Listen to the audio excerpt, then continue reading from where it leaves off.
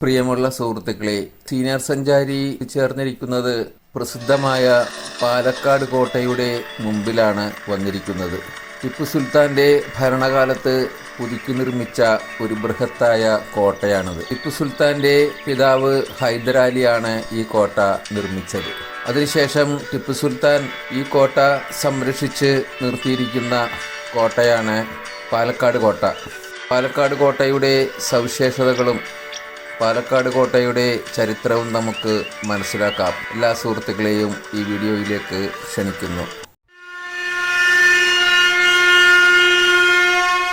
Senior സഞ്ചാരിയും സുഹൃത്തുക്കളും പാലക്കാട് കോട്ട മൈതാനിയിൽ എത്തിച്ചേർന്ന് കാർ പാർക്ക് ചെയ്ത് ഞങ്ങൾ അകത്തേക്ക് നടന്നു. പാലക്കാട് നഗരത്തിൻ്റെ ഹൃദയഭാഗത്തായിട്ട് സ്ഥിതി ചെയ്യുന്ന ഒരു കോട്ടയാണ് പാലക്കാടൻ കോട്ട. കോട്ട മൈതാനം വിശാലമായ ഒരു പച്ചപ്പുൽ മൈതാനമായി അങ്ങനെ കോട്ടയ്ക്ക് ചുറ്റും നമുക്ക് കാണാം. മൈതാനത്തിൻ്റെ നടുക്കായിട്ടാണ് കോട്ട സ്ഥിതി ചെയ്യുന്നത്. കോട്ടയ്ക്ക് ചുറ്റും ആഴത്തിലുള്ള വീതിയേറിയ കിടങ്ങ്, ഇരുവശവും കരിങ്കല്ല് കൊണ്ട് പാർശ്വഭിത്തികൾ കെട്ടി ചുറ്റും വെള്ളം നിറച്ച് ഇട്ടിട്ടുണ്ട്. ശത്രുക്കൾ കോട്ടക്കുള്ളിലേക്ക് കടക്കാതിരിക്കാനാണ് ഇപ്രകാരം കിടങ്ങ് പണിത് വെള്ളം നിറച്ചിട്ടിരിക്കുന്നത്. കോട്ടയിലേക്കുള്ള ഏക പാലമാണ് ഇവിടെ ഈ കാണുന്നത്. കിടങ്ങിന് കുറുകെ നിർമ്മിച്ചിരിക്കുന്ന ആ പാലത്തിൽ നിന്നുകൊണ്ട് ഞങ്ങൾ കോട്ടയെ മൊത്തമായി ഒന്ന് നോക്കിക്കണ്ടു. പിന്നീട് കോട്ടവാതിൽ ലക്ഷ്യമാക്കി ഞങ്ങൾ നടക്കുകയാണ്. കോട്ട ഒരു ദേശീയ സംരക്ഷിത സ്മാരകമാണ് എന്ന ബോർഡ് ചുവന്ന പ്രതലത്തിൽ ഇവിടെ സ്ഥാപിച്ചിരിക്കുന്നു. കോട്ടയുടെ ചരിത്രം വിവരിക്കുന്ന മറ്റൊരു ശിലാഫലകവും ഇവിടെ സ്ഥാപിച്ചിട്ടുണ്ട്. കുറച്ചു ദൂരം നടന്നു ചെന്നപ്പോൾ ഒരു കൂറ്റൻ ആനവാതിൽ ഞങ്ങൾ കണ്ടു.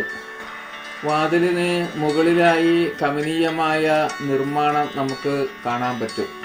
ഞങ്ങൾ ടിക്കറ്റ് എടുത്ത് ആനവാതിലിലൂടെ അകത്തേക്ക് നടന്നു. വലതുവശത്തായി അതാ ഒരു ക്ഷേത്രം ഇവിടെ സ്ഥാപിച്ചിരിക്കുന്നത് കാണാം. ഹനുമാൻ സ്വാമിയുടെ പ്രതിഷ്ഠയുള്ള ആഞ്ജനേയ ക്ഷേത്രമാണിത്. ഞങ്ങൾ ക്ഷേത്രത്തിൽ തൊഴുത് അകത്തേക്ക് പിന്നെയും നടന്നു. നമുക്ക് കൂടുതൽ കാഴ്ചകൾ കണ്ടുകൊണ്ട് നടക്കുന്നതോടൊപ്പം കോട്ടയുടെ ചരിത്രവും മനസ്സിലാക്കാം. AD 1766 സുൽത്താൻ ഹൈദരാലി ഈ കോട്ട പിടിച്ചെടുക്കുന്നത്. അതുവരെ കോട്ടയുടെ ഭരണം നാട്ടുരാജാവ് ആയിരുന്നു. ഇന്ത്യൻ സ്വാതന്ത്ര്യത്തിന് ശേഷം ഈ കോട്ട കേന്ദ്ര സർക്കാരിൻ്റെ പുരാവസ്തു വകുപ്പ് സംരക്ഷിച്ചു വരുന്നു. പണ്ടുകാലത്ത് നാട്ടുരാജാവായിരുന്ന പാലക്കാട് അച്ഛനാണ് ഈ കോട്ട ആദ്യമായി പണികഴിപ്പിച്ചത്.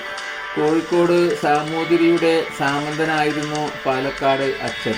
സാമൂതിരിക്ക് കപ്പം കൊടുത്ത് മുടിഞ്ഞ പാലക്കാട് അച്ഛൻ സാമൂതിരിയുടെ അധിനിവേശത്തിൽ നിന്നും രക്ഷ നേടുന്നതിന് വേണ്ടി ഹൈദരാലിയിൽ അഭയം പ്രാപിച്ചു. ഹൈദരാലി സഹായം നൽകുക മാത്രമല്ല, പിന്നീട് സഹായം ചെയ്ത ഹൈദരാലി കോട്ടയുടെ അധിപനാകുകയും ചെയ്തു.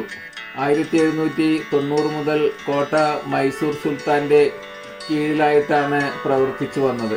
പാലക്കാട് കോട്ടയുടെ ചരിത്രം മൈസൂർ സുൽത്താൻമാരുടെ അധിനിവേശവുമായി ബന്ധപ്പെട്ട് കിടക്കുകയാണ്. പാലക്കാട് കോട്ട പിടിച്ചടക്കിയതിന് ശേഷം ഹൈദരാലിയാണ് കോട്ട പുതുക്കി പണിതത്. കർണാടകവും മലബാർ പ്രദേശങ്ങളും തമ്മിൽ സ്ഥിരമായി ബന്ധം നിലനിർത്തുന്നതിനായിരുന്നു ഹൈദരാലി കോട്ടയിൽ ആധിപത്യം ഉറപ്പിച്ചത്. മലബാറിൽ പാലക്കാടിനുള്ള സൈനിക പ്രാധാന്യം മനസ്സിലാക്കി വലിയ കരിങ്കല്ലിലാണ് കോട്ട നിർമ്മിച്ചിരിക്കുന്നത്. ഈ കോട്ട തെക്കൻ മലബാറിൻ്റെ ഭരണശിലാകേന്ദ്രം കൂടിയായി പ്രവർത്തിച്ചു വന്നിരുന്നു. സമുദ്രവുമായി യാതൊരു ബന്ധമില്ലാത്തതും പൂർണ്ണമായും സംരക്ഷിക്കപ്പെട്ടിട്ടുള്ളതുമായ അപൂർവം കോട്ടകളിൽ ഒന്നാണ് പാലക്കാടൻ കോട്ട. കോട്ടയിൽ അധികാരം സ്ഥാപിക്കുന്നതിന് വേണ്ടി ഹൈദരാലിയും ബ്രിട്ടീഷുകാരും തമ്മിൽ ഏറ്റുമുട്ടൽ നടന്നിട്ടുണ്ട്. ബ്രിട്ടീഷ് ഭരണാധികാരികൾ 1768 കേണൽ വുഡിൻ്റെ നേതൃത്വത്തിൽ കോട്ട പിടിച്ചടക്കുകയും കേണൽ വുഡിൽ നിന്നും ഹൈദരാലി പിന്നീട് കോട്ട പിടിച്ചെടുക്കുകയും ചെയ്തു. 1783 കേണൽ ഫുള്ളാർട്ടിൻ വീണ്ടും കോട്ട പിടിച്ചെടുക്കുകയും പിന്നീട് സാമൂതിരി രാജാവിൽ എത്തിച്ചേർന്ന കോട്ട 1790 ബ്രിട്ടീഷ് കേണൽ സ്റ്റുവർട്ട് പിടിച്ചെടുക്കുകയുമാണ് ഉണ്ടായത്. ഇന്ത്യക്ക് സ്വാതന്ത്ര്യം കിട്ടുന്നത് വരെ ബ്രിട്ടീഷ് ആധിപത്യത്തിലായിരുന്നു കോട്ടയുടെ ഭരണം. കരിങ്കല്ലും ചുണ്ണാമ്പുകല്ലും ഉപയോഗിച്ചാണ് ചതുരാകൃതിയിൽ കോട്ട പണിതിരിക്കുന്നത്. കോട്ടമതിലിൻ്റെ 4 മൂലകളിലും നമുക്ക് കൊത്തളങ്ങൾ കാണാം. അതുപോലെ കോട്ടയുടെ മധ്യഭാഗത്തും വൃത്താകൃതിയിലുള്ള കൊത്തളങ്ങൾ സ്ഥാപിച്ചിട്ടുണ്ട്. ഇവ കോട്ടയുടെ പ്രതിരോധശേഷി വർദ്ധിപ്പിക്കുന്നതിന് വേണ്ടിയാണ് നിർമ്മിച്ചിട്ടുള്ളത്.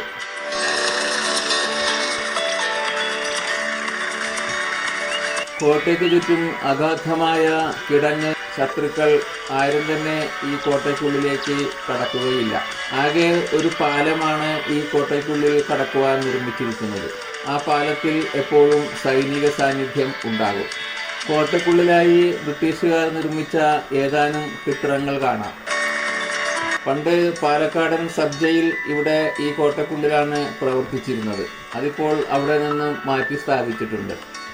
ഇവിടെ ആർക്കിയോളജിക്കൽ വകുപ്പിൻ്റെ ഒരു ഓഫീസും സപ്ലൈ ഓഫീസ് മുതലായ ഗവൺമെൻറ് സ്ഥാപനങ്ങളും പ്രവർത്തിക്കുന്നത് കാണാം. മാത്രമല്ല ഒരു മ്യൂസിയവും ഇവിടെ പ്രവർത്തിക്കുന്നുണ്ട്. കോട്ടയ്ക്കുള്ളിലായി ബ്രിട്ടീഷുകാർ നിർമ്മിച്ച കെട്ടിടങ്ങളും അതുപോലെ പടികളോടുകൂടിയ വലിയ കിണറും കാണാം. 1921 കേന്ദ്ര പുരാവസ്തു വകുപ്പ് കോട്ടയെ ദേശീയ സ്മാരകമായി പ്രഖ്യാപിച്ചത്. സീനിയർ സഞ്ചാരി കോട്ടക്കുള്ളിലേക്ക് നീണ്ടുകിടക്കുന്ന റോഡിലൂടെ അലക്ഷ്യമായി അലസമായി അങ്ങനെ നടന്നു കൂട്ടുകാരോടൊപ്പം. ചരിത്ര സംഭവങ്ങൾ മനസ്സിലെ കണ്ണാടിയിൽ പകർത്തിക്കൊണ്ട് ഞങ്ങൾ അങ്ങനെ നടന്നു. സംരക്ഷിത സ്മാരകമായി പരിപാലിച്ചു വരുന്ന ഈ ദേശീയ സ്മാരകം നശിപ്പിക്കുകയോ കേടുവരുത്തുകയോ വിരൂപപ്പെടുത്തുകയോ ചെയ്യുന്നവർക്ക് 2 വർഷം വരെ തടവാണ് പ്രഖ്യാപിച്ചിരിക്കുന്നത്. അല്ലെങ്കിൽ 1 ലക്ഷം രൂപ പിഴയൊടുക്കണം. ചിലപ്പോൾ തടവും പിഴയും ഒരുമിച്ച് അനുഭവിക്കേണ്ടി വരും. ആയതിനാൽ കാഴ്ചകൾ കാണുക, യാതൊരു കേടുപാടും വരുത്താതെ തിരികെ പോരുക. അടർന്നു നിൽക്കുന്ന കല്ലിൽ പോലും തൊട്ട് അവ വീഴാനും നശിക്കാനും ഇടവരുത്തരുത്.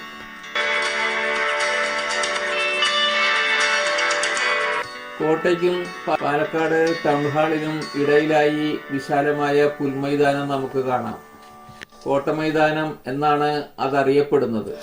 രാപ്പാടി എന്ന പേരിലുള്ള ഓപ്പൺ എയർ മൈതാനം, ക്രിക്കറ്റ് മാച്ച് നടത്തുന്നതിനുള്ള സ്ഥലം, പബ്ലിക് മീറ്റിംഗ് നടത്തുന്നതിനുള്ള സ്ഥലം എന്നിവ കോട്ടയ്ക്ക് പുറത്തായി നമുക്ക് കാണാം. ആർക്കിയോളജിക്കൽ സർവേ ഓഫ് ഇന്ത്യയാണ് ഈ കോട്ടയും മൈതാനവും സംരക്ഷിച്ചു പോരുന്നത്. വാടിക എന്ന പേരിലുള്ള ചിൽഡ്രൻസ് പാർക്ക് ഈ കോട്ട മൈതാനത്ത് സ്ഥാപിച്ചിട്ടുണ്ട്.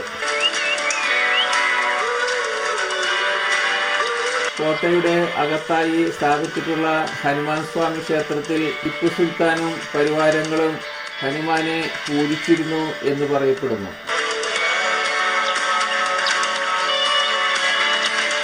കോട്ടയ്ക്കുള്ളിലായി ഒരു പൂന്തോട്ടവും കാണാം. വാടിക ശിലാവാടിക എന്നാണ് ഈ പൂന്തോട്ടത്തിൻ്റെ പേര്.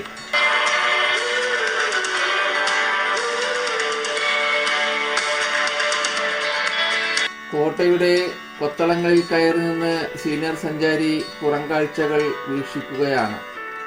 അകലെ വൻമരങ്ങൾ അതിരിട്ട പുൽമൈതാനം പച്ചപ്പണിഞ്ഞ് നിൽക്കുന്നു.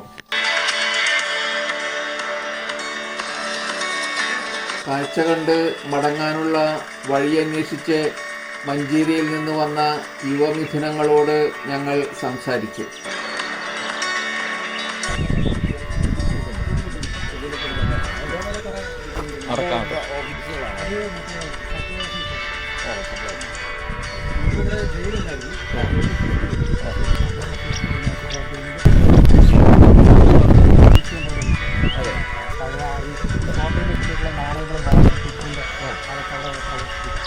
കാണാൻ പറ്റുമോ? അതെ.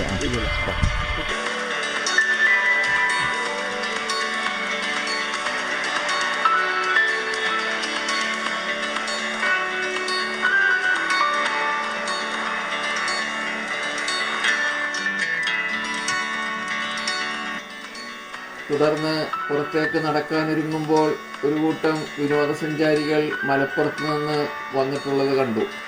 അവരുമായി ഞങ്ങൾ കുശലം പങ്കിട്ടു.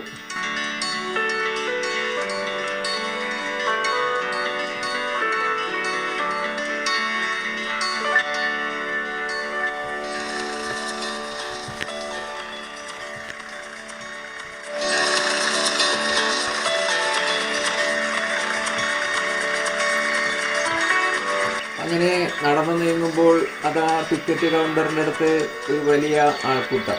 പാലക്കാട് കോട്ട കാണുന്നതിന് വേണ്ടി വിദൂരദേശത്തിൽ നിന്നും എത്തിച്ചേർന്നിട്ടുള്ള സ്കൂൾ കുട്ടികളും അവരുടെ ടീച്ചർമാരുമാണ് സംഘത്തിൽ. ടിപ്പു സുൽത്താൻ്റെ കോട്ടയിൽ ഒരു ക്ഷേത്രം ഉണ്ടായിരുന്നു. അതുപോലെ തന്നെ അവിടുത്തെ വലിയൊരു ഗോപുരം, അതൊക്കെ കണ്ടിട്ടാണ് നമ്മൾ പോകുന്നത്. അവിടുത്തെ ഒരു നാട്ടുരാജാവാണ് ഈ കോട്ട പണി കഴിപ്പിച്ചത്. നാട്ടുരാജാവ് കോട്ട പണി കഴിപ്പിച്ചിട്ട് സാമൂതിരി രാജാവ് ഈ കോട്ട ആക്രമിച്ചിട്ട് കീഴടക്കി സാമൂതിരി രാജാവിന് കപ്പം കൊടുത്തുകൊണ്ടിരിക്കുകയാണ് ഈ പറഞ്ഞ നാട്ടുരാജാവ്. അപ്പൊ അങ്ങനെ കപ്പം കൊടുത്തുകൊണ്ടിരിക്കുന്ന നാട്ടുരാജാവ് സാമൂതിരി ഇതിൽ നിന്ന് രക്ഷ നേടാൻ വേണ്ടി ഹൈദരാലിനെ പോയി കാണുകയാണ്. ഹൈദരാലി സാമൂതിരിയെ തോൽപ്പിക്കുക മാത്രമല്ല പിന്നീട് ഭസ്മാസുരന് വരം കൊടുത്ത വിട്ട് ഹൈദരാലി പിന്നെ ഈ കോട്ട പിടിച്ചെടുക്കുന്നു. അങ്ങനെ ശരിക്കും സാമൂതിരിക്കും കിട്ടിയില്ല. അങ്ങനെ പിന്നീട് ഹൈദരാലിന്റെ മകൻ ടിപ്പു സുൽത്താൻ അങ്ങനെ പോയത്. അപ്പൊ നമ്മൾ ആ കോട്ടയെ കുറിച്ച്, കോട്ടയുടെ ആ ബാഹ്യ സൗന്ദര്യം, അതേ കുറിച്ചൊക്കെ നമ്മള് ഇപ്പൊ കാര്യങ്ങളൊക്കെ ഏകദേശമൊക്കെ മനസ്സിലാക്കി. കോട്ട അതിഗംഭീരമായിരിക്കുന്നു. അത് എന്താ പറയുക, ടിപ്പു സുൽത്താന്റെ പടയോട്ടത്തില് വന്നതാണോ?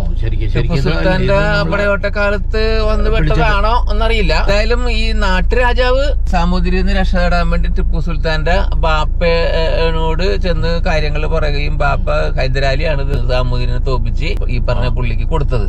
പക്ഷെ അത് അവസാനം ഹൈദരാലിക്ക് തന്നെ അതൊരു നേട്ടമായിട്ട് മാറി.